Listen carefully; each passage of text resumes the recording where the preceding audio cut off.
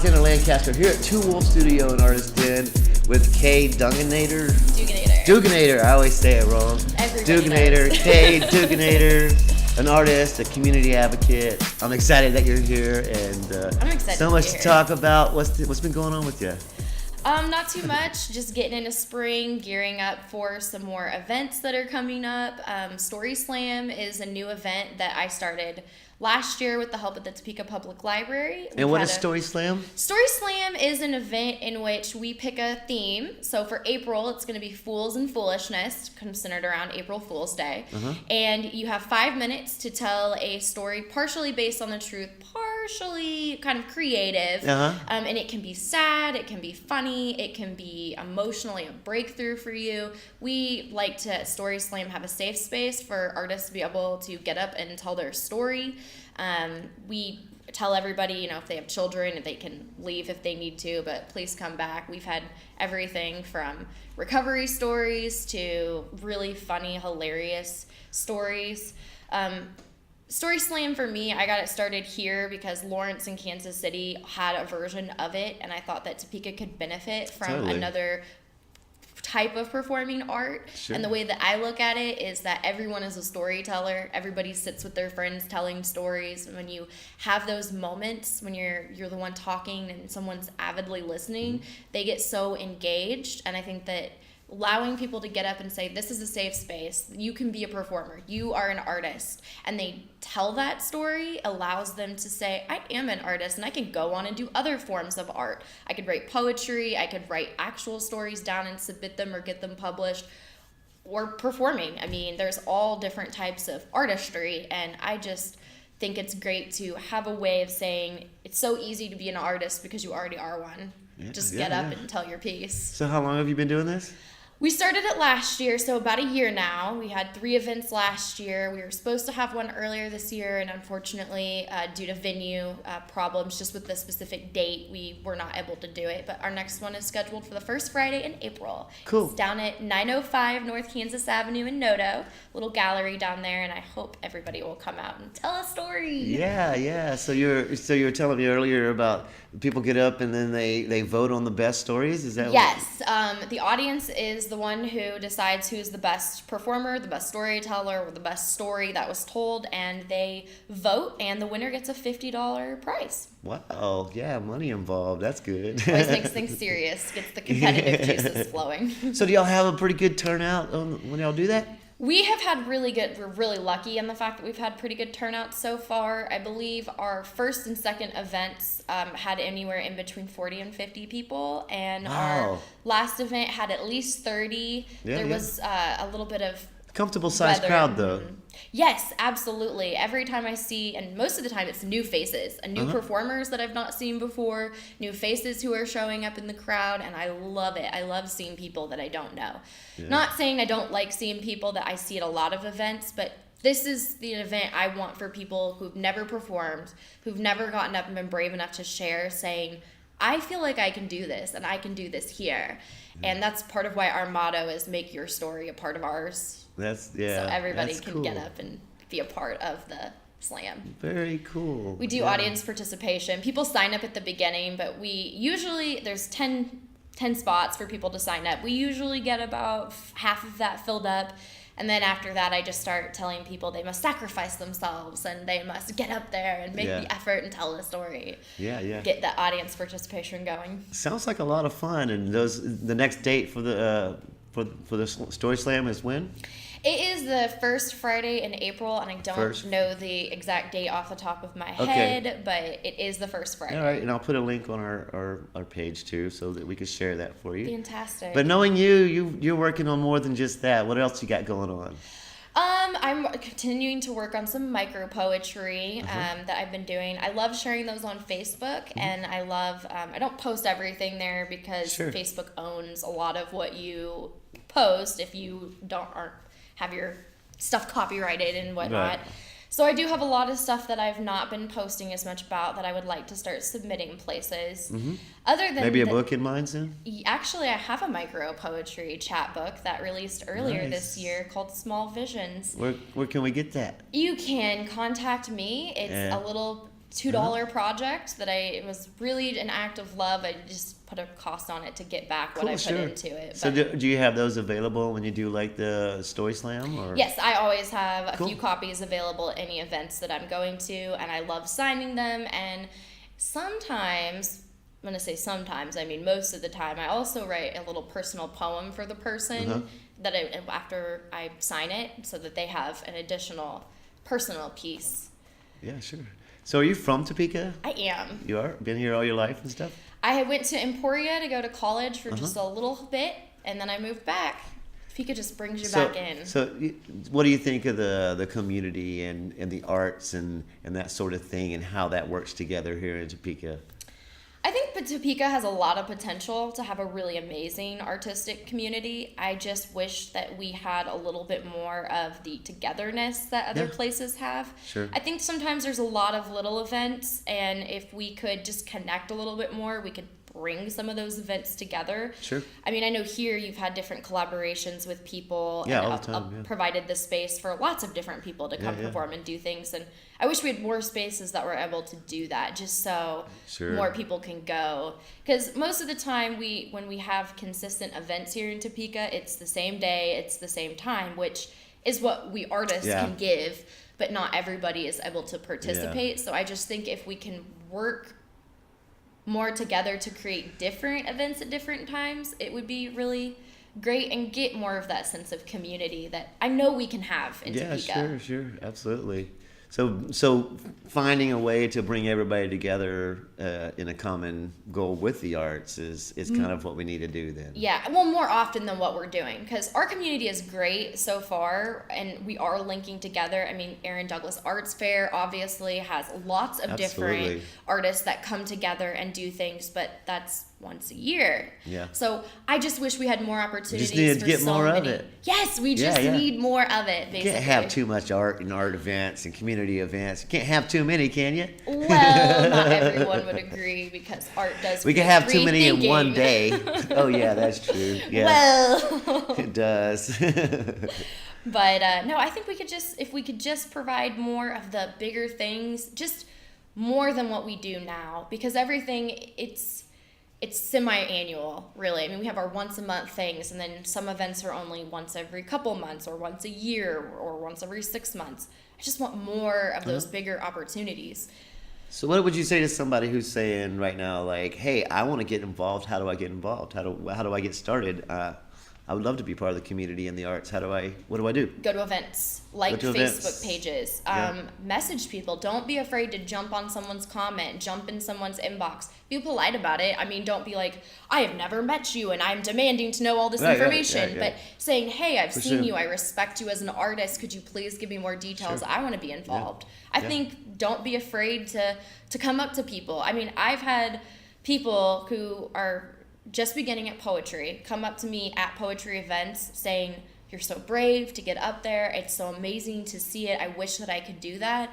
And then turn it around and be like, these are the events that you can come to. Here's how you can work on it. Come, do the writing, do the piece, speak, and just do your thing. Just move forward. I think that Topeka is definitely arms opening, welcoming the art in the community. Right, especially over the last couple of years. I mean, watching NOTO grow, watching downtown start to grow.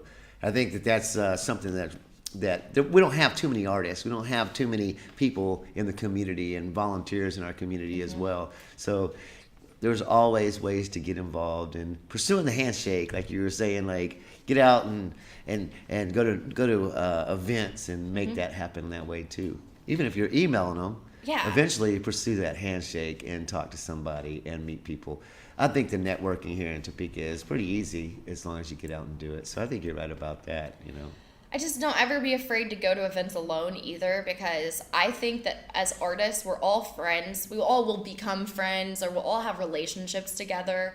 Sometimes as artists we're so passionate, there's strife involved, but there's always a relationship there, and you can't be afraid to just say, I'm going to this alone, but I'm meeting people there, and you're gonna make friends, you're gonna meet people to network with, and just don't be afraid to do it, I guess. Get out and Or do be it. afraid to do it because nerves aren't always a bad thing. Yeah, I was do gonna it say. anyway. I was gonna say, like, I mean, every first Friday, I get nervous before I come in. I mean, I get nervous before shows. I get But I use nervous it as a every good time way. before a I try to performance. use it for, you know, knowing that I care about it and trying to make sure I do things like I'm supposed to do, you know, putting that extra attention to it because I'm nervous and not get too relaxed and then forget to turn the stereo off or something.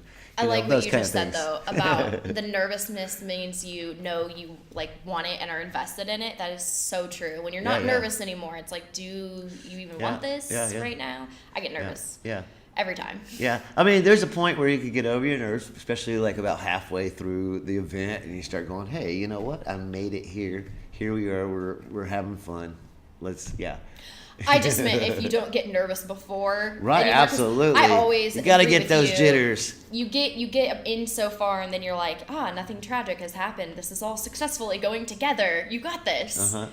So, what's been one of the things that was probably made you the most nervous about going up and doing or being in front of an audience? Is there any situation like that where you just felt like, butterflies, I can't hardly get this done? Has there been any times? Every time I do a personal piece. Just every time. Every time I do a personal piece. So what I mean by that is that I do have a lot of micro poetry that they're small little things that I think they make you think, and they can make you think on deeper things, but there's not a lot of my personal life in them. My fiction writing, there's parts that I take inspiration from. Yeah. But it's not, poetry that I'm doing that is from my point of view, from my personal experience, and I mean poetry that I've done on my sexual assault, being a sexual assault survivor, my depression, used to have an eating disorder. I talk about it in one. Those pieces make me nervous because when you write pieces like that, that is a part of yourself that you're putting on paper, and when you read it out loud, you're saying to everybody, this is who I am, and you can judge me right now, and I'm terrified that you're going to find me lacking in some way, but I'm giving you this piece anyway. Yeah. Those make me nervous. I get so nervous before I read those pieces. I'll be shaking. I'll be like, they're going to hate this. They're going to reject this. They're going to think I'm crazy. All those thoughts run through my head. But once you do the piece for the first time, there's a sigh of relief that goes through you that's like, I'm not hiding this part of myself anymore. I'm not ashamed of this part of myself. It's beautiful in its own twisted way, and I'm giving it to you. All the good and the bad and the ugly. This is who I am. Yeah. And it feels good once you get that out. That is so true, 100%. I hope other people will jump on that too and go, you know what? I would love to feel better about just getting this out. Even, any kind of art they have in their heads, that's the fun part of it. But I always encourage people, there's never a piece you can't write. There are just pieces you can't share. Right. There's like I'm like that apparently, but I don't know those pieces I can't share. I mean, as far as not even writing, but as far as my paintings go, like I create the pieces that people are like, you can't show that here. Okay. So yeah, I have those pieces too.